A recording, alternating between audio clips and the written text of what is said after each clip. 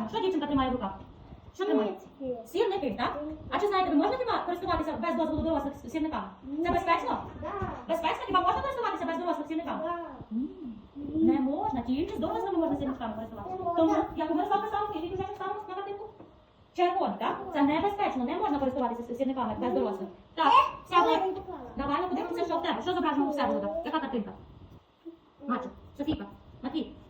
Яка картинка зображена в Всеволода? Всеволод, що зображено? Дівчинка, яка відкриває вікно. Даніелка. Дівчинка, яка відкриває вікно, коли горить що?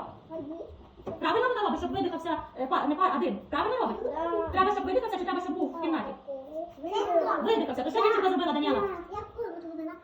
Яна, що зробила дівчинка? Відкрила вікно чи закрила? Коли дим? Відкрила. Значить, вона зробила що? Правильно сіла, так? Зелений колір. Щоб видихався дим. Далі мальчика, яка картинка? Що зробила дівчинка? Сама, без дозволу дорослих, хотіла зготувати якусь їжу. Але їй не вдалося.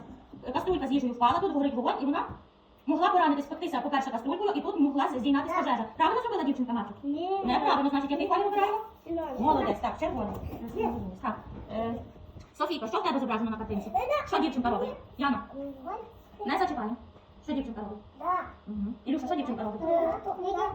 Відкриває духовку, так? І що може зробити? Може попектись і може здійнятися пожежа, бо бачите, вже за скла виглядає вогонь, так? Правильно дівчинка робить чи ні? Ні, неправильно, вона сама хоче влізти в духовку і може поранитися, це небезпечно, не можна так робити. Треба покликати дорослих на допомогу. Тому дівчинка робить як? Софійка?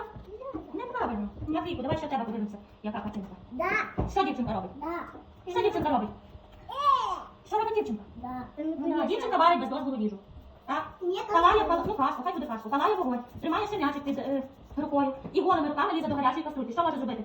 Що зробити, якщо вона гарячою рукою, якщо візьметься? Ручка буде що робити? Пекти, вона впечеться, це теж небезпечно, тому ставимо який?